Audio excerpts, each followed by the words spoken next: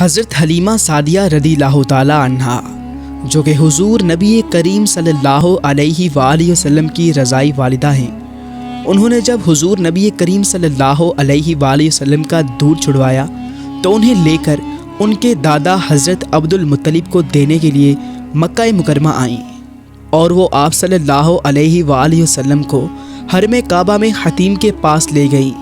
حتیم کے پاس انہوں نے آواز سنی کہ اے حتیم، تجھ پر آج بہت مہربانی ہوئی کہ تجھ پر نور کی سخاوت ہو گئی اور تو آج بلائی روحوں کی منزل بنے گا۔ اس سے قبل حضرت حلیمہ سعدیہ رضی اللہ تعالی عنہا کے ہاں حضور نبی کریم صلی اللہ علیہ وآلہ وسلم کے ساتھ ایسے بہت سے عجیب و غریب واقعات پیش آ چکے تھے اور وہ بہت خائف رہتی تھیں۔ آپ رضی اللہ تعالی عنہا نے جب یہ آواز سنی تو حیران ہوئی کہ اس وقت تو وہاں کوئی موجود نہیں ہے۔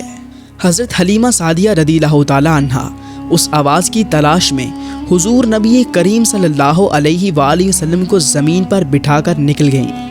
ہر جانب سے بلند آوازیں ان کے کانوں میں سنائی دے رہی تھیں، لیکن آواز والا نہیں نظر آ رہا تھا۔ وہ حیران و پریشان واپس لوٹی تو حضور نبی کریم صلی اللہ علیہ وآلہ وسلم اپنی جگہ پر موجود نہ تھے۔ آپ رضی اللہ تعالی عنہا غم کی شدت سے نڈال ہو گئی اور رونا شروع کر دیا کہ میرا یہ گوہر کون مجھ سے لے گیا۔ اہل مکہ نے کہا کہ ہمیں اس کا کچھ علم نہیں اور نہ ہی ہم جانتے ہیں کہ یہاں کوئی بچہ موجود تھا۔ آپ رضی اللہ تعالی عنہ نے جدائی کے غم میں اتنے آنسو بہائے کہ دیگر لوگ بھی آپ رضی اللہ تعالی عنہ کے غم میں شریک ہو گئے۔ اسی دوران ایک بوڑھا عربی لاٹھی ٹیکتا ہوا آیا اور اس شدت غم کی وجہ دریافت کی۔ حضرت حلیمہ سعدیہ رضی اللہ تعالی عنہ نے بتایا کہ میں محمد صلی اللہ علیہ وآلہ وسلم کی دائی ہوں اور انہیں ان کے دادا کے سپرد کرنے آئی تھی۔ حتیم میں مجھے عجیب و غریب آوازیں سنائی دیں تو میں بچہ چھوڑ کر ان آوازوں کے متعلق معلوم کرنے نکلی۔ جب واپس آئی تو بچہ یہاں موجود نہیں تھا۔ اسی وجہ سے میں پریشان ہوں کہ اس طرح مجھ پر کیے گئے اعتماد کو ٹھیس پہنچ سکتا ہے۔ اس بوڑھے نے کہا کہ تم غم نہ کرو، میں تمہیں اس کے پاس لے چلتا ہوں جو اس بچے کے متعلق ہمیں بتا دے گا۔ حضرت حلیمہ سعدیہ رضی اللہ تعالیٰ عنہ راضی ہو گئیں اور وہ بوڑھا انہیں مکہ مکرمہ کے مشہور موذی کے سامنے لے گیا اور کہنے لگا کہ ہم اپنے گم ہونے والوں کا علم اسی سے پاتے ہیں۔ میں نے اس بت کو سجدہ کیا اور کہا کہ اے عرب کے خدا، ہم نے تیری وجہ سے بے شمار ہلاکتوں سے نجات پائی اور تیری مہربانیاں اہل عرب پر بے شمار ہیں اور تیرا حق ادا کرنا ہم اہل عرب پر لازم ہے۔ یہ اپنے گمشدہ بچے کے متعلق جاننا چاہتی ہیں اور اس کا نام محمد صلی اللہ علیہ وآلہ وسلم ہے۔ جو ہی اس بوڑھے نے آپ صلی اللہ علیہ وآلہ وسلم کا نام لیا، بت اوندے منہ گر پڑا اور کہنے لگا کہ تو اس بچے کو کیوں تلاش کرتا ہے جس کی وجہ سے ہم ذلیل اور رسوا ہوں گے۔ جو واقعات بت پرستوں نے ہمارے ساتھ دیکھے ہیں وہ ختم ہو جائیں گے اور اس نام والے کی وجہ سے ہمارا یہ مرتبہ ختم ہو جائے گا۔ اللہ کے یہاں سے چلے جاؤ۔ اب حضرت محمد صلی اللہ علیہ وآلہ وسلم کی آب و تاب کے سامنے ہماری شان ماند پڑ چکی۔ بوڑھے نے جب اس بت کی باتیں سنی تو گھبرا کر اپنی لاٹھی پھینک دی اور کانپنے لگا۔ میں کس کے سامنے فریاد کروں؟ میں پریشان ہو گئی ہوں۔ حضرت حلیمہ سعدیہ رضی اللہ تعالیٰ عنہا نے جب بت کی باتیں سنی تو بولی کہ اگرچہ اس وقت میں مصیبت میں مبتلا ہوں اور میں حیران بھی ہوں کہ میرے ساتھ ہوائی باتیں پیش آ رہی ہیں، کبھی پتھر مجھے ادب سکھاتے ہیں، کبھی اس بچے کو غیب سے کچھ لوگ اٹھا کر لے جاتے ہیں۔ میں کس کے سامنے فریاد کروں؟ میں پریشان ہو گئی ہوں۔ میں ان معاملات کو جو میرے ساتھ پیش آئے انہیں راز رکھنا چاہتی ہوں۔ میں بس اتنا کہتی ہوں کہ میرا بچہ گم ہو گیا ہے اور میں اس کے علاوہ کوئی بات نہیں کرتی، اگرچہ لوگ مجھے پاگل ہی کیوں نہ سمجھیں۔ بوڑھا بولا کہ اے حلیمہ، تو اس کی جانب سے فکر مند نہ ہو، وہ گم نہیں ہوگا بلکہ ایک عالم اس کی عظمت میں گم ہو جائے گا۔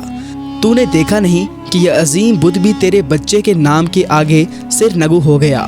زندگی میں اس سے عجیب واقعہ کوئی نہیں دیکھا۔ اس کی رسالت کو تسلیم نہ کرنے والوں کا انجام برا ہوگا، اور جب بتوں کا یہ حال ہے تو ان کے پجاریوں کا کیا حال ہوگا؟ حضرت حلیمہ سعدیہ رضی اللہ تعالیٰ عنہ کے رونے کی آواز حضرت عبدالمطلب رضی اللہ تعالیٰ عنہ نے بھی سن لی اور وہ فوراً سمجھ گئے کہ ماجرا کیا ہے۔ آپ بھی شدت غم سے نڈال کعبے کے دروازے پر آئے اور کہا کہ مجھ میں ایسی کوئی خوبی نہیں کہ میں تیرا ہمراز بنوں۔ میں نے محمد صلی اللہ علیہ وآلہ وسلم کے چہرے پر تیری مہربانی کے آثار دیکھے ہیں، اگرچہ وہ ہم میں سے ہی ہیں، لیکن یہ آثار ہم میں سے کسی کے اندر پیدا نہیں ہوئے۔ ان کو بچپن سے ہی جو فضیلت عطا ہوئی وہ کسی کو 100 سال کی عبادت کے بعد بھی نہیں عطا ہوتی۔ میں ان کو سفارشی بناتا ہوں اور ان کے طفیل ان کے حالات سے آگاہی چاہتا ہوں کہ وہ اب کہاں ہیں۔ حضرت عبدالمطلب کو کعبے کے اندر سے جواب آیا کہ تم عنقریب ان کا چہرہ دیکھ لو گے۔ وہ 200 فرشتوں کی جماعت کے ہمراہ ہمارے پاس محفوظ ہیں۔ ہم ان کے ظہور کو عالم میں مشہور کر دیں گے اور باطن کو سب سے پوشیدہ رکھیں گے۔ پانی اور مٹی سے اللہ نے جو مخلوق بنائی ہے اس کے مختلف مراتب ہیں۔ کبھی اس سے ہم نے شاہ پیدا کر دیے اور کبھی اس سے عشق پیدا کر دیا۔ اس خاک سے لاکھوں عاشق اور معشوق پیدا کیے جاتے ہیں جو عشق کی وجہ سے نالہ و فریاد میں مصروف رہتے ہیں۔ ہمارے یہ کارنامے منکروں کے انکار کے باوجود جاری و ساری ہیں۔ مٹی کو یہ فضیلت اس کی فروتنی کی وجہ سے عطا کی گئی ہے کہ اس طرح کے لوگ پیدا ہوتے ہیں۔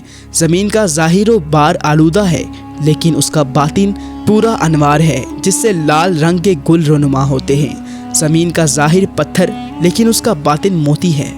اس کی ظاہری صورت باطنی خصوصیات کو چھپائے ہوئے ہے لیکن اس کا باطن کمالات سے بھرپور ہے۔ ظاہر اور باطن کی جنگ جاری ہے، کبھی کبھی ظاہر غلبہ پاتا ہے اور کبھی باطن غالب آ جاتا ہے۔ بدصورت مٹی سے حسین و جمیل مخلوق کا پیدا کرنا اس کے باطنی حسن کو ظاہر کرتا ہے۔ زمین بظاہر روتی ہوئی صورت کی مانند ہے لیکن باطن میں مسرتیں پوشیدہ ہیں۔ اللہ عز و جل جب چاہتا ہے چھپے ہوئے کو ظاہر کر دیتا ہے۔ اللہ عز و جل آزمائش میں مبتلا کر کے انسانوں کی باطنی خوبیوں کو نکھارتا ہے۔ زمین نے بے شمار باکمال فرزند پیدا کیے لیکن حضور نبی کریم صلی اللہ علیہ وآلہ وسلم جیسا کوئی بھی پیدا نہیں کر سکی۔ زمین اور آسمان کے ملاپ سے جب حضور نبی کریم صلی اللہ علیہ وآلہ وسلم کا ظہور ہوا تو دونوں نے خوشی کا اظہار کیا۔ حضور صلی اللہ علیہ وآلہ وسلم کی پیدائش میں زمین کو عروج عطا کیا گیا کیونکہ اس کے ظاہر اور باطن اللہ عز و جل کی جنگ کر رہے ہیں، اور جس کے ظاہر اور باطن میں اللہ عز و جل کے لیے باہمی جنگ ہو اس کی روح پوری نور ہوتی ہے اور اس کے نور کو زوال نہیں ہوتا۔ حضرت عبدالمطلب نے حضور نبی کریم صلی اللہ علیہ وآلہ وسلم کے متعلق دریافت کیا تو انہیں آواز آئی کہ غم نہ کریں، وہ فلاں میدان میں فلاں درخت کے نیچے ہیں۔ حضرت عبدالمطلب رضی اللہ تعالیٰ عنہ قریش کے سرداروں کو لے کر آپ صلی اللہ علیہ وآلہ وسلم کی تلاش میں نکلے۔ حضور نبی کریم صلی اللہ علیہ وآلہ وسلم کے تمام آباء و اجداد حضرت آدم علیہ السلام سے لے کر اب تک سردار ہوتے تھے، لیکن آپ صلی اللہ علیہ وآلہ وسلم کے ذاتی فضائل کے مقابلے میں نسبتی فضیلت ہی ہیچ ہے۔ حضور نبی کریم صلی اللہ علیہ وآلہ وسلم کا اصل ہر نسب سے بے نیاز ہے۔ آپ صلی اللہ علیہ وآلہ وسلم خیر الخلائق پیدا کیے گئے اور اللہ عز و جل کی جانب سے تو معمولی انعام بھی صورت سے بڑھ کر ہوتا ہے۔